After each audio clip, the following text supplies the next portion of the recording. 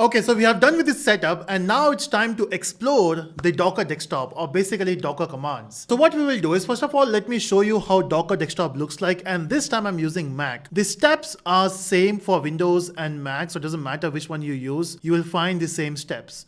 Now, I have installed Docker on Mac as well, so this is the Mac screen, and if you can see, it looks similar. So we have containers here, so at this point we are not running any container, and that's why you can say this is empty. When you download the image, you will find the images here. Now basically we have talked about this. Images are like blueprint, they are lightweight, and when you download the image, you only get this set of instructions which says, okay, if I want to run this container, these are the things I need. The actual working happens in the container. Okay, so container will be quite heavy compared to images because images are just set of instructions and stuff. Okay, so we will get the containers here, we'll get the images here. If you are working with volumes, you will get it here, and those are things. And we'll explore all these things step by step. So let's focus on images now. So we want to get an image. Now, of course, we can create our own image, but let's get some images from the internet or from the Docker hub. Now, you can do this in two ways. Basically, you can get the image by searching this. So you can say search image to run, and you can search for a particular image which you want. Let's say I want MySQL, so I will search for MySQL here. And then you will see we have an option of MySQL here. Now this is official one. So you can see it says Docker official image. The other images which we have, example from Circle CI, it's a verified one, but not official. And if you go down, there will be some which are not even verified. Example, this one, this is sponsored OSS. And if I go down, so there's a list which you can find. We also have MySQL here, but it's not even verified, not even official. So you got the point, right? So try to get things official, which will make, which will always work. Now in this, if you can see the number of downloads we have, the number of stars it got, and the tags. Now basically these are versions, right? So example, if whenever you download any software, you do get the versions of it, right? So you can specify which version you want. Now here, when you say latest, it means the latest release. When you get the next release, this one will get a number. Okay, so now we have an option here. So if you can see, we have two options. We got pull and run. So I can simply pull it from here. Let me just try that first. So when you say pull, it will take some time to pull because MySQL is a bit heavy compared to the other images which we have. So it is pulling the image. And once the image pulling is done, you can go back to your images. This is where you will find it. So I think it is still downloading.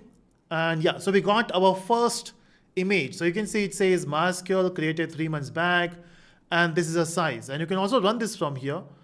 I'm not sure if this will work directly without settings, but yeah, it says it is working. Let's see if I can see that in the container. It ran and it exited, but basically it was running at one point. So we got the images here and we got the containers here. But at this point, I don't want this. So let me try to delete the image first and let's see what happens. When you try to delete the image, let's say delete forever, it is giving you an error. It says image MySQL latest is in use. Of course, right? We are running a container. So it says delete the container first and then I will delete. Okay, that makes sense because if your container is running, how will you delete the image? So what you do is first you delete the container. Now that's gone. If I go back to images and if I try to delete from here, I can do that, delete forever, and now it will be deleted. So again, you can say this is empty.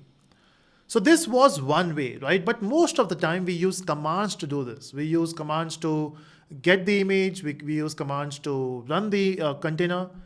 Now the way you can do that is you can open your terminal. Now depending upon which OS you're working, for Windows it is CMD and for Mac it is terminal. So you can see I have a terminal here. And now I can run the Docker commands. Now first of all, we have to verify if I have Docker here. So I can say Docker version, and the version is 24.0.6, which looks like the latest version. And now I can basically run a container. Now instead of going for MySQL, which is quite heavy, I will go for some different example. There is one more image which I will first search and then we'll try to get that from there. And the image is hello world. Again, this is official, so we can use this. So we have hello world, which is created by Docker. And if I go inside this, this is the official image. And if I scroll down, so this is the output it will give. So you can see example output, this is what you will get.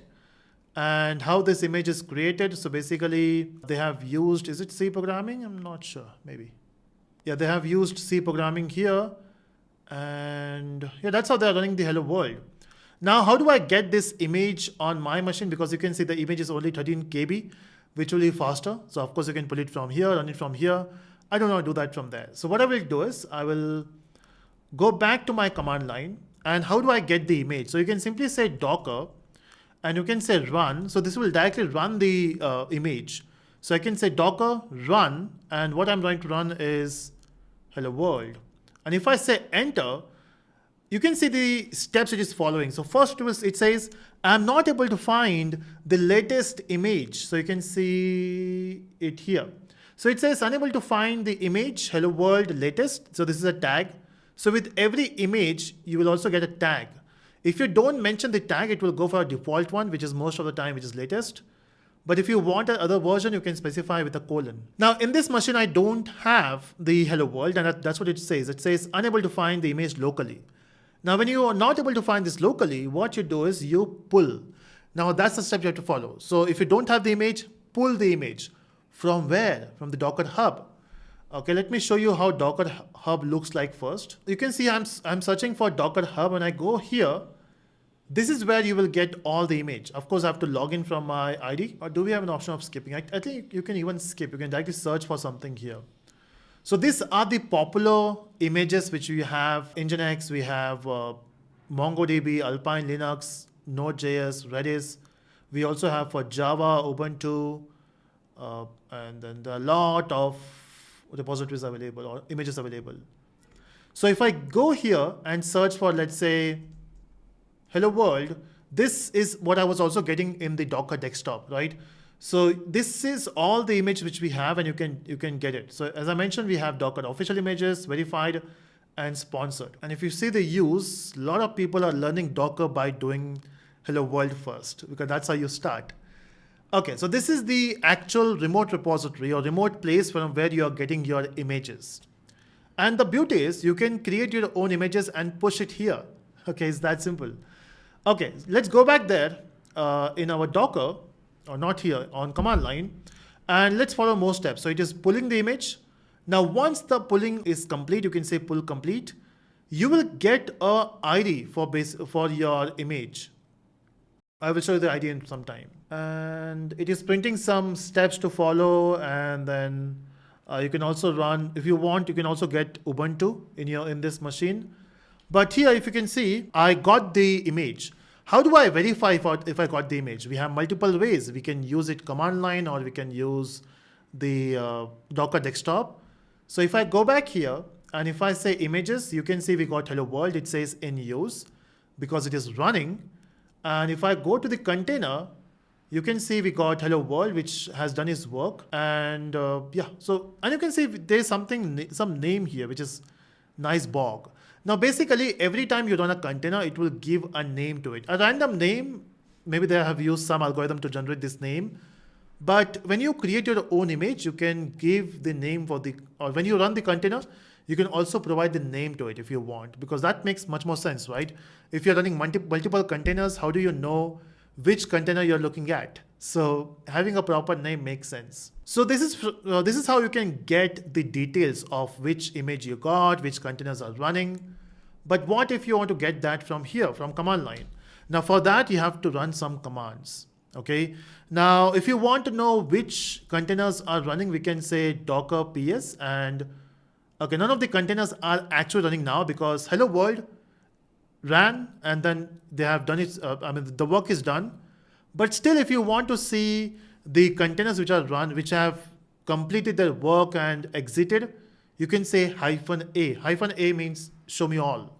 And when I say enter, you can see this is the container which we were running. So the name is this. So this is the container ID. So every time you run the container, you will get an ID. You will get the name of the image. That's what we are running. The command you can use here is hello, and created 4 minutes ago, exited also. And then this is a name for the container. And I mentioned before, you can change this name.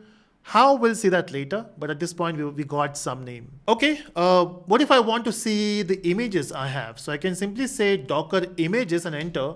And you can see this is the image I got, and every image will also have an ID. Okay, so we got the image ID, we got the running process or the running containers.